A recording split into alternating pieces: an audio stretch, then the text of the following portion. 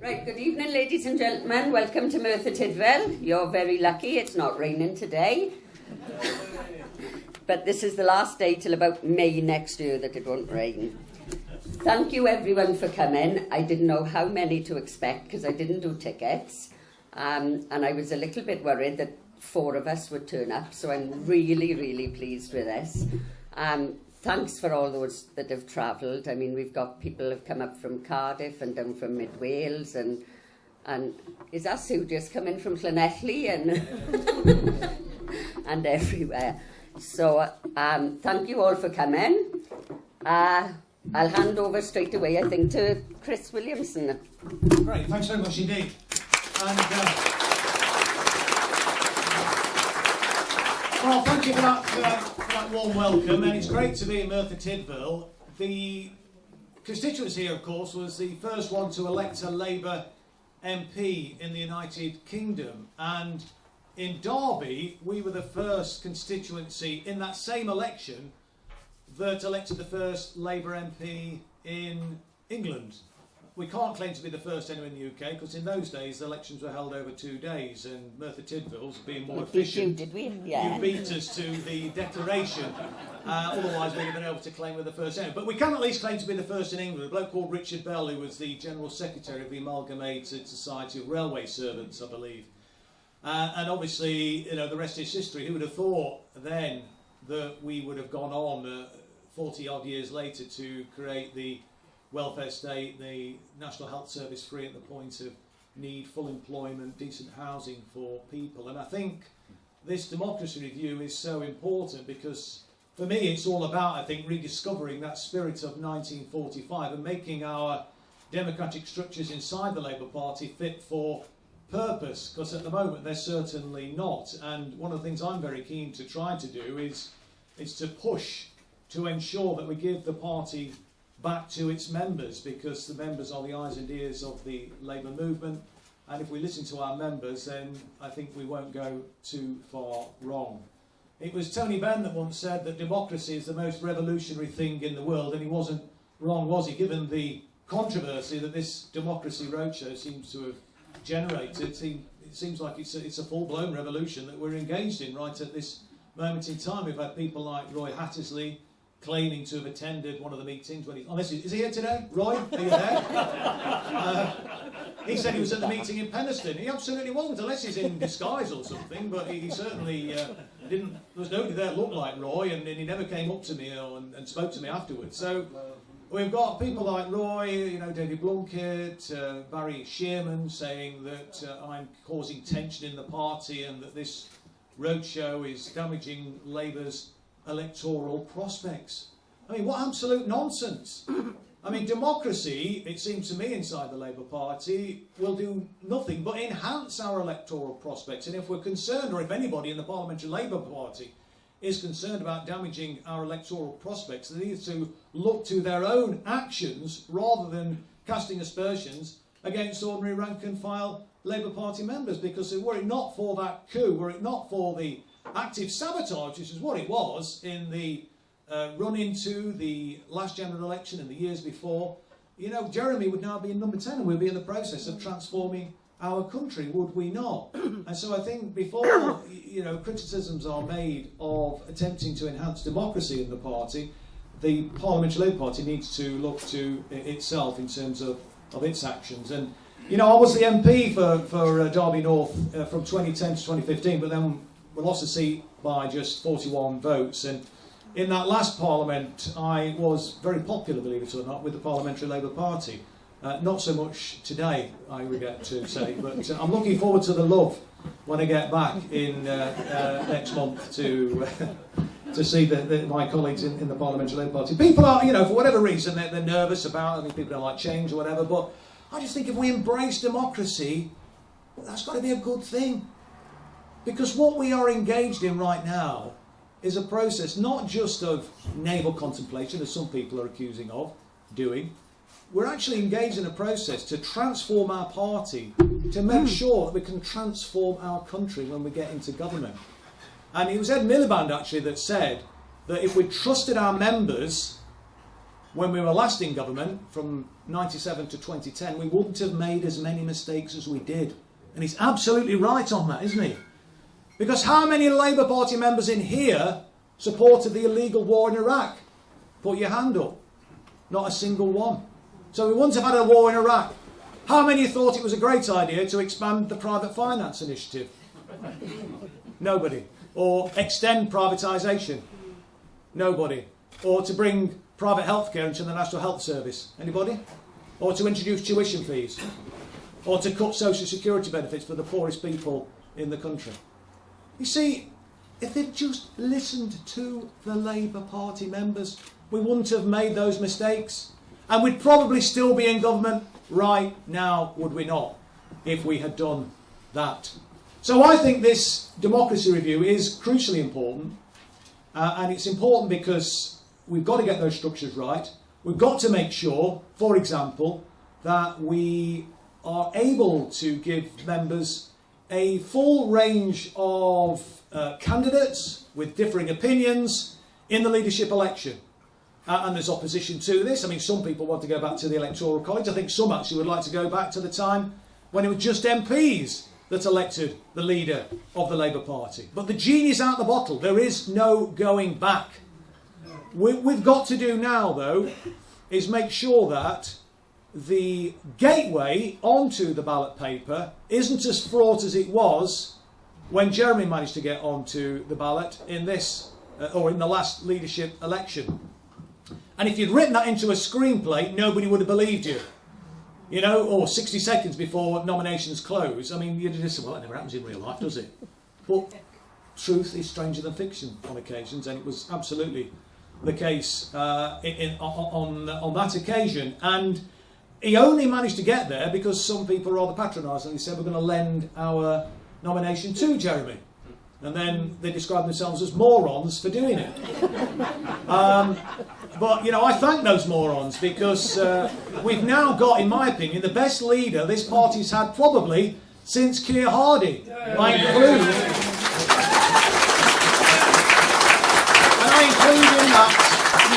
in that Clem Attlee.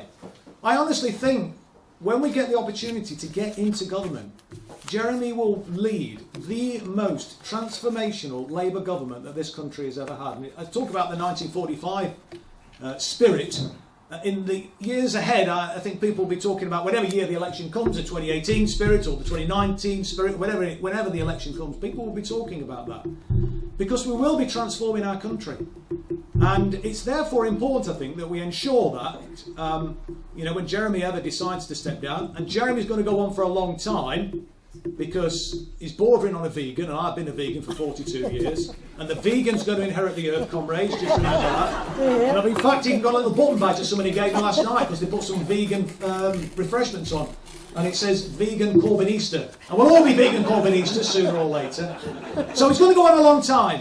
But at some point, Jeremy will step down, and we've got to make sure that there is a full range of opinions on the ballot paper. And I'm not saying that people like Liz Kendall and that brand of, you know, politics should not be on the ballot paper. Of course, if that represents a strain of opinion inside the Labour Party, no matter how small it is, in her case it was only 4.5%, but, you know, people have that right to have those views aired. And, you know, members then can come to a view about it. So it's not about trying to keep anybody off, it's about trying to be inclusive.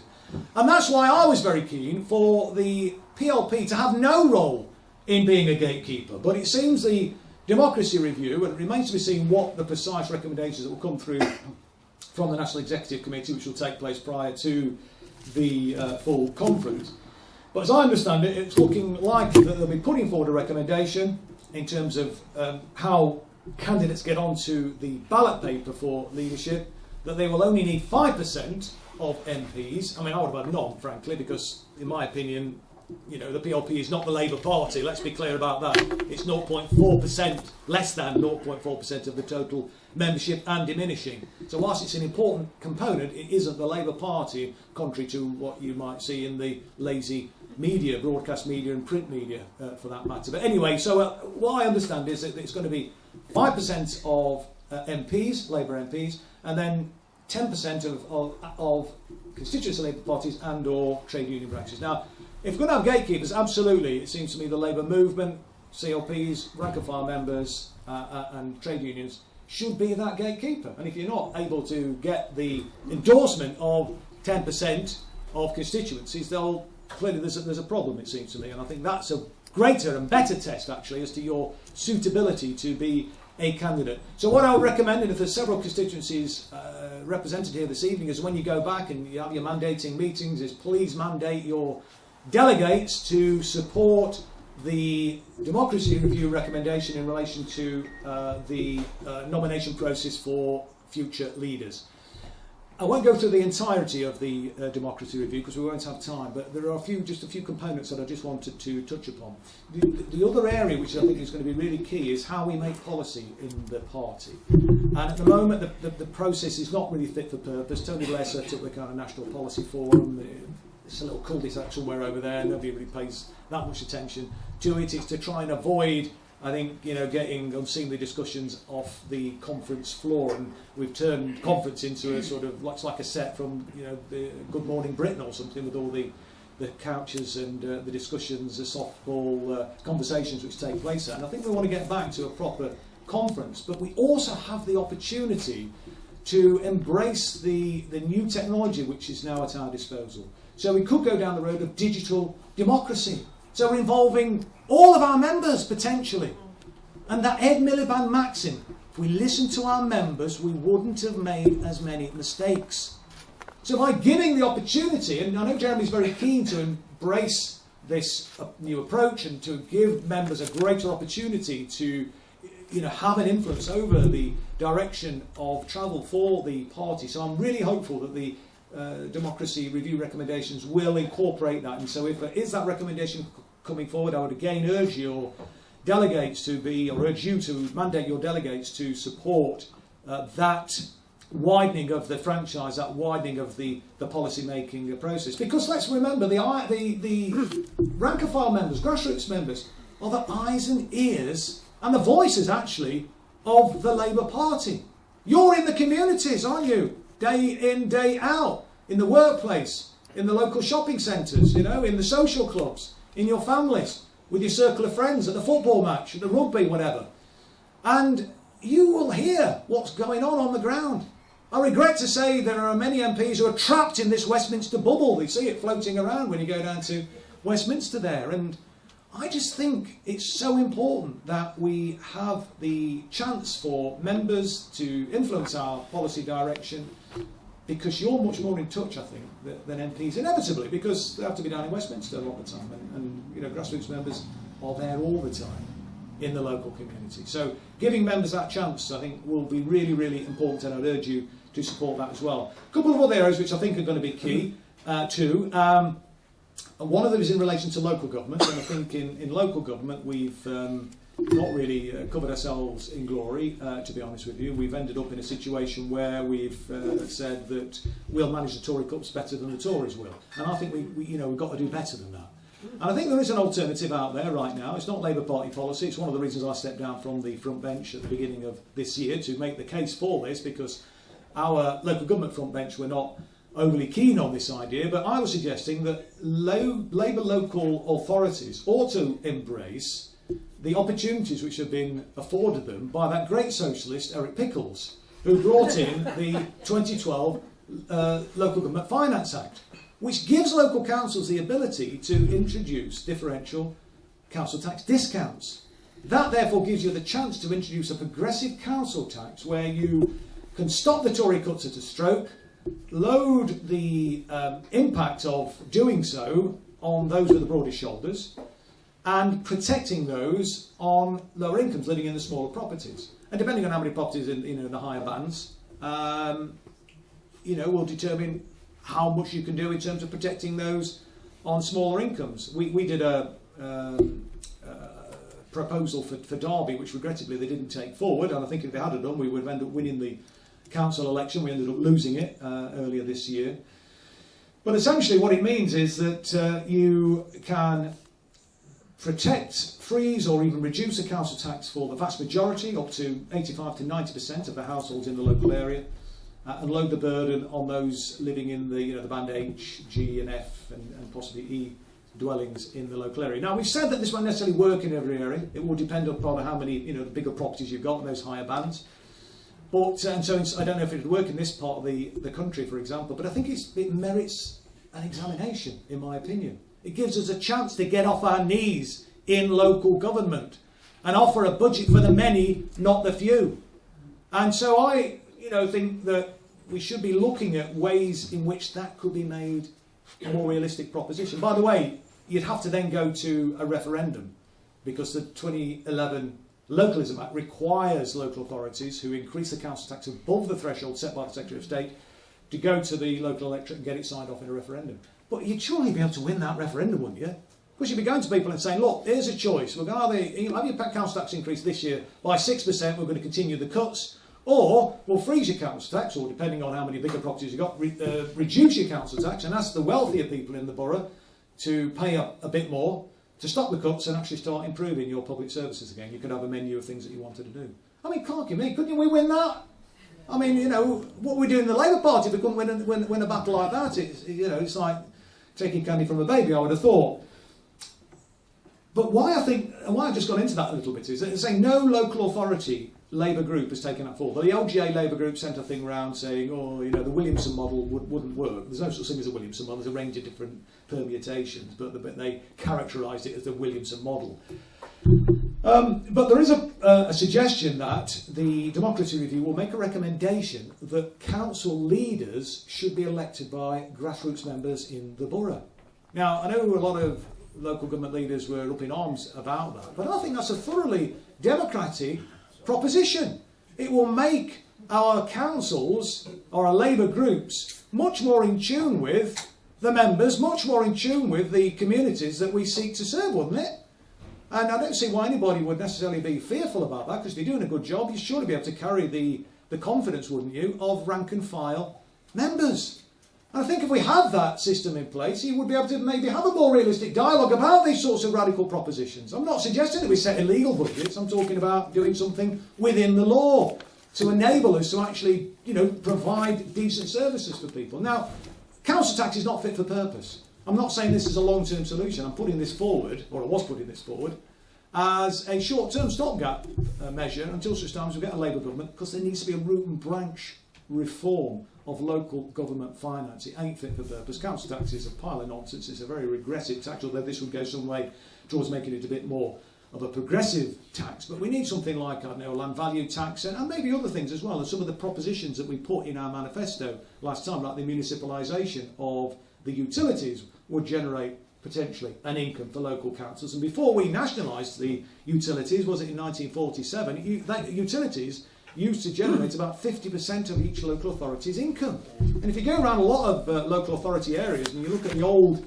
electricity substations, for example, you'll see the name across the lintel there of the old borough council. Like there's loads in Derby, Derby Borough Corporation, when we used to run the electricity. And that's the sort of thing we're talking about.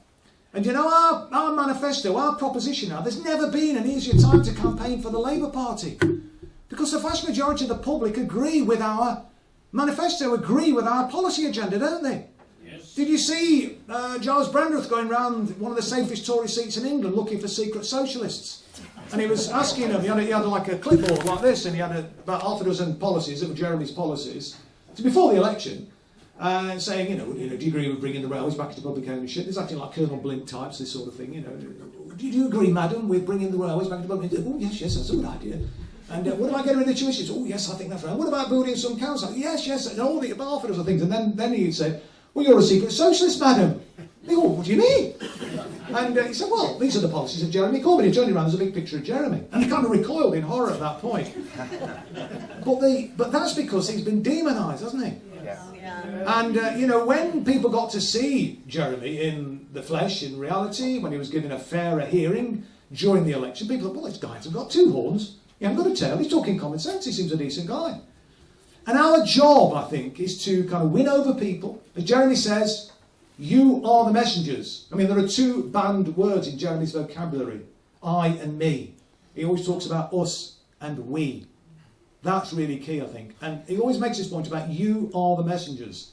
Taking that message out to the wider general public to win over people to the Labour cause. And there's a big job for us to do there. And I think the Democracy Review will help us in this, but we've got a great policy agenda to assist us in that.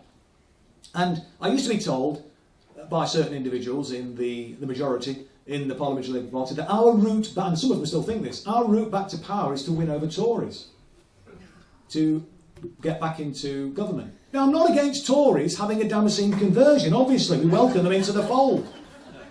But that ain't our route to power, in my opinion. And in fact, I've come across, I don't know whether you have, when we're knocking on doors, we've come across people who we know have always canvassed as against, or Tory, some of whom are now voting. It's not huge numbers, and we have lost a few saying they've never voted for that communist. Some of whom, however, said I'd never voted for that communist. When we look at our canvass records, I think, well, you've never voted for Labour, mate. You know, you've always been against us. It's been a convenient excuse in that sense to say, well, we're not voting because of Corbyn. But the issue is the cohort, the biggest cohort in every election, certainly in recent times, has been the non-voters. And I used to be told by wise heads, who was metaphorically patted on the head by the likes of Tom Harris, who lost his seat in Scotland, as we know, with the SNP surge in 2015, that, you know, the thing about people that don't vote, Chris, is that they don't vote. So don't waste your time on them. And I think that's such an incredibly cynical, horrible attitude to take. We've got to give people a reason to vote. We've got to inspire people to vote for us. And we've got a great message, I think, now. But we maybe need to refine it. We maybe need to change it. But we're only going to be able to do that through rank and file members, grassroots members, going out, having those conversations, and then helping us to develop our policy programme so that it does reflect the priorities of local people. I think we're kind of getting there right now, but people aren't necessarily hearing it. And we've got to get that message out there. Because in 2015, when I lost my seat, 15.6 million didn't vote. 13 million were what the Tories got, and they got into the majority. It's a similar picture this time. Although the non-voters has gone down a bit, the Tories got in with about 13 million, and we were just 750,000 light of that. Still 14.4 million people didn't vote. So there's a big task for us, it seems to me, to get out there and make that case. And I think we've got a great case to make. And we've got to get, however, our democratic structures inside the Labour Party to make it easier for us to make that case, to make it easier for us to have policies which are reflective of the public out there who desperately need a Labour government.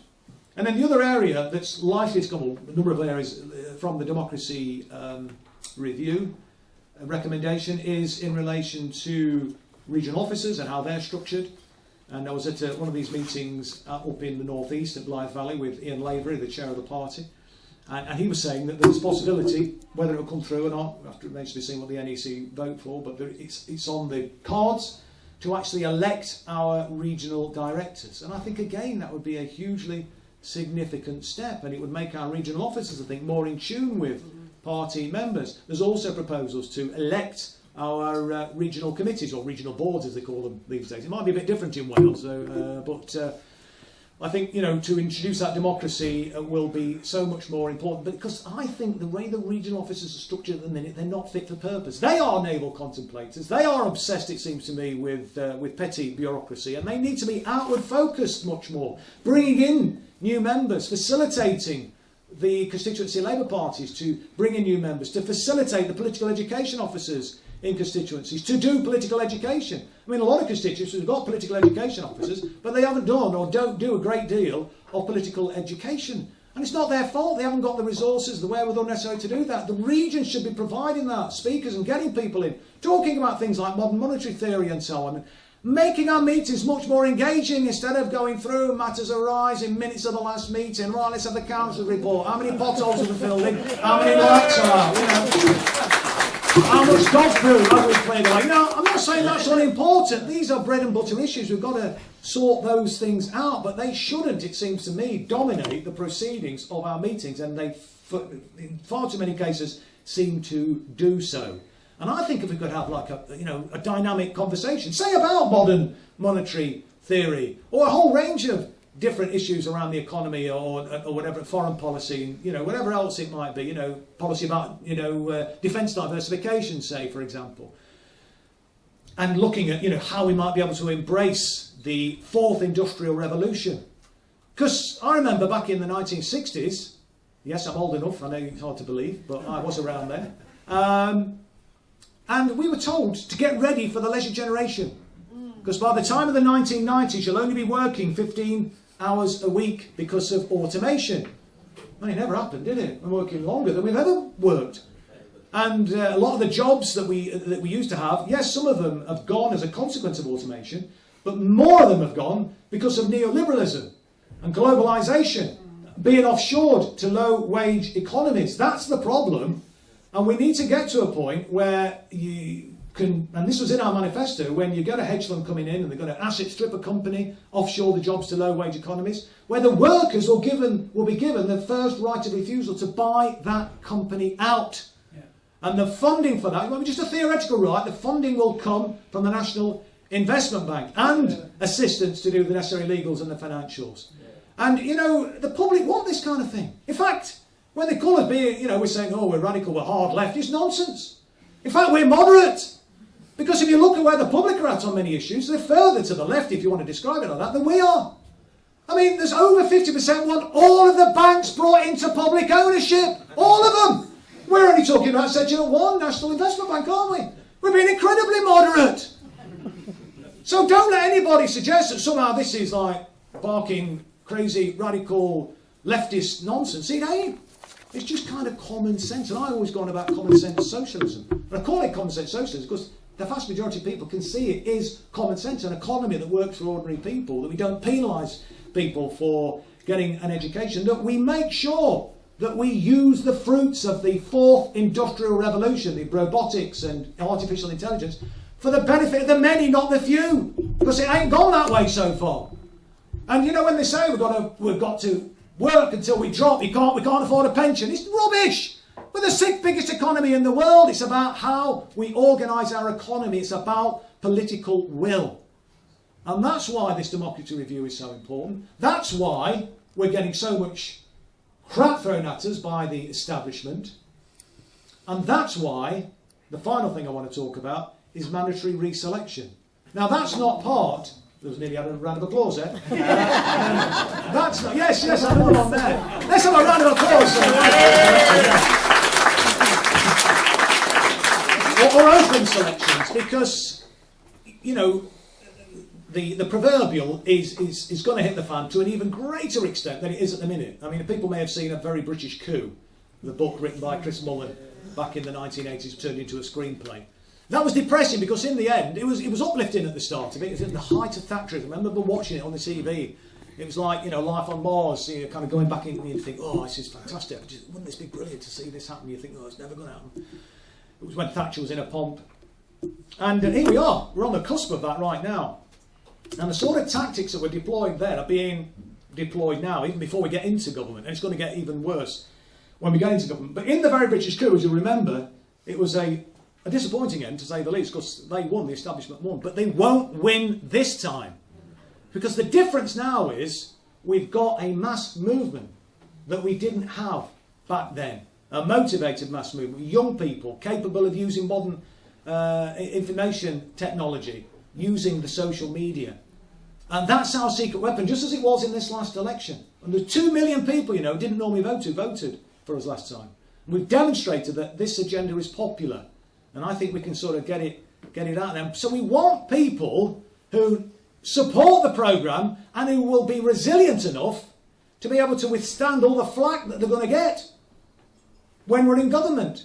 And what we can't have is a situation where we have people who are plotting, as it says in this front page, you may have seen it, secret plot to oust Corbyn. I don't know how secret it is, it's actually pretty much out there, it seems to me. And apparently they were staying at some swanky hotel at 150 night to plot their plans. And what they're talking about here is potentially sabotaging a future Labour government. We can't have that. That's just totally unacceptable. It's anti-democratic. People getting elected on a Labour banner, and the only reason they are elected is because they have Labour next to their name and because of the hard work of activists like you. They wouldn't get in, not one of them. would be sitting on a pension.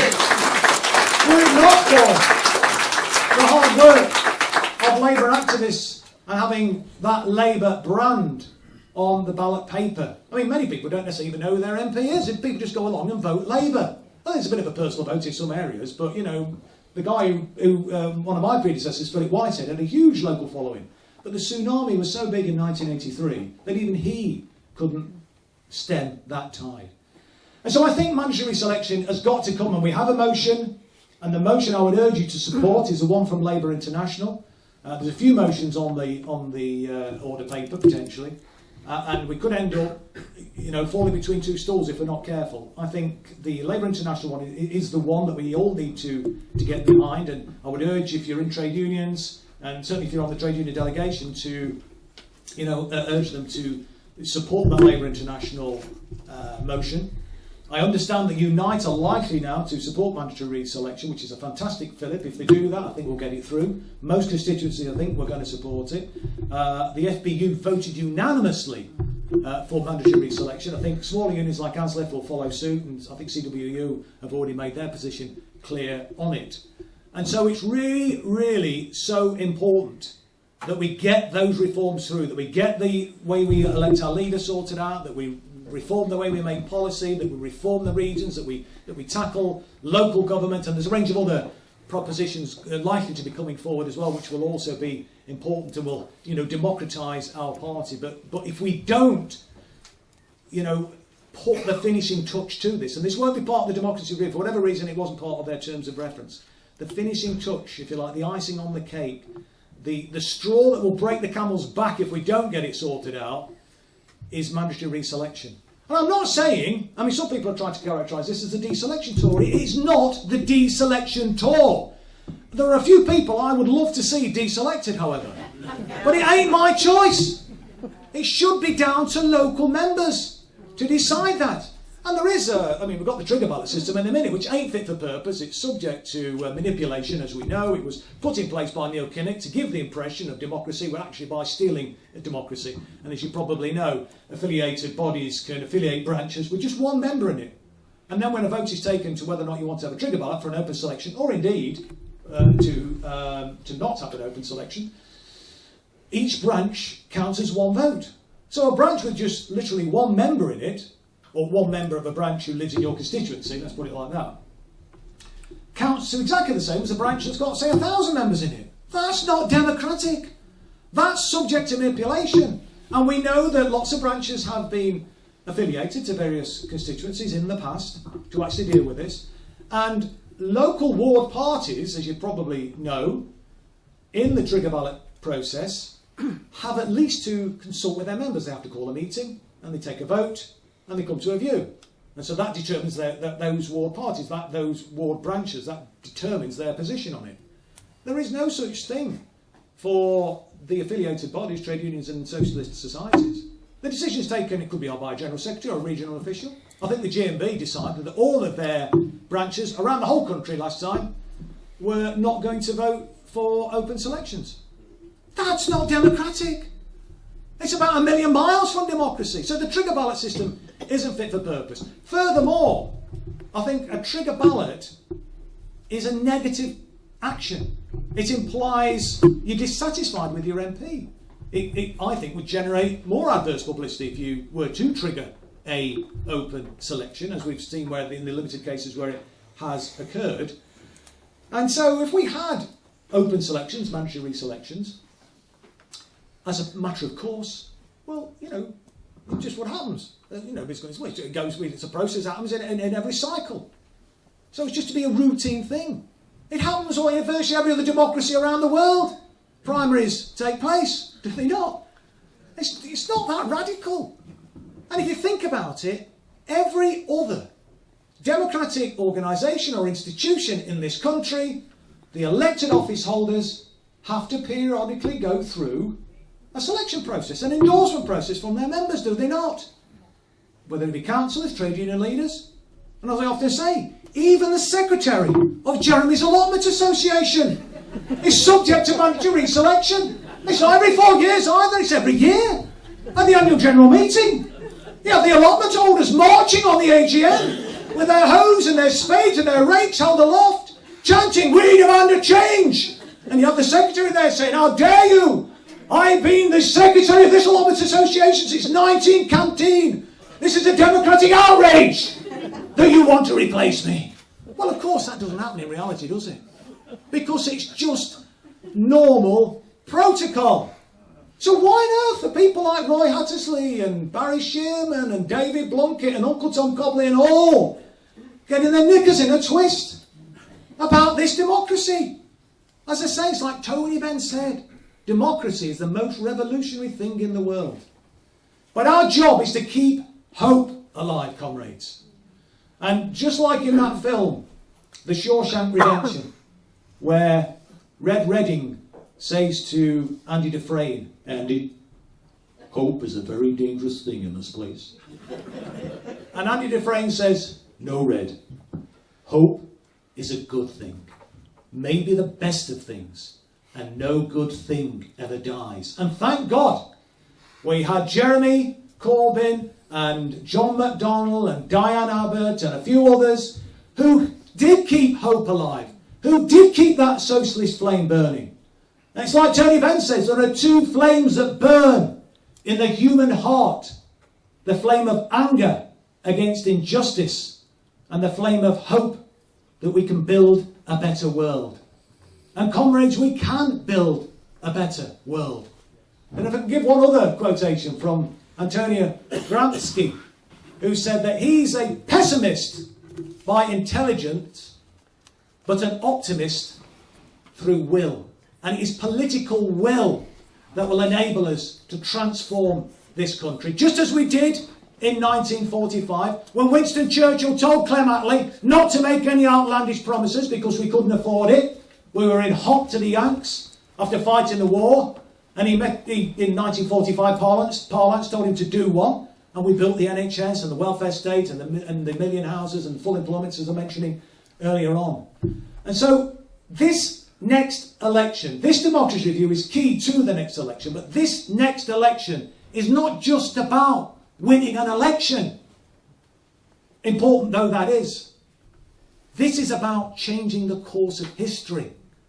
And the establishment in this country know it.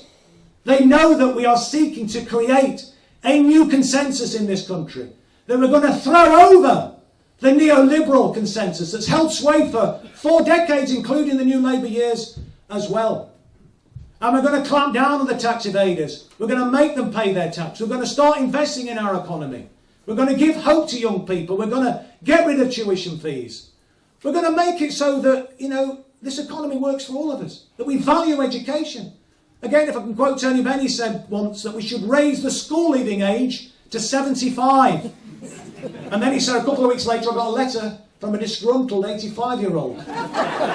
They said, "Why are you discriminating against me, Mr. Benn? I just graduated from the Open University."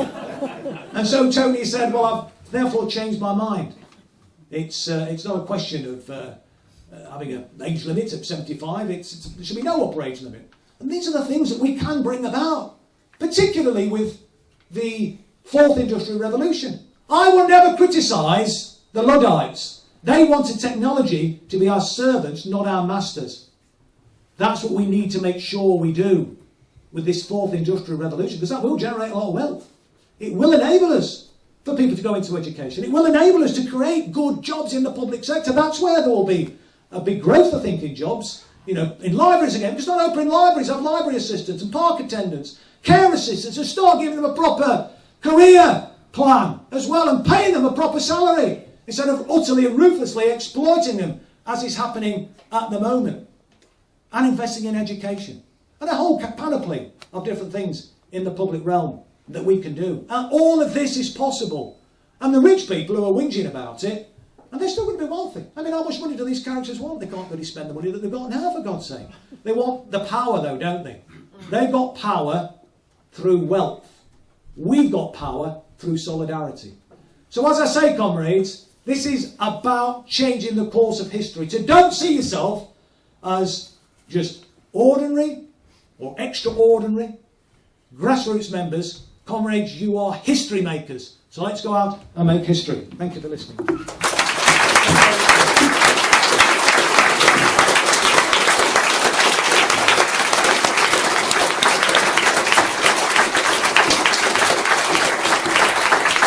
Thank you.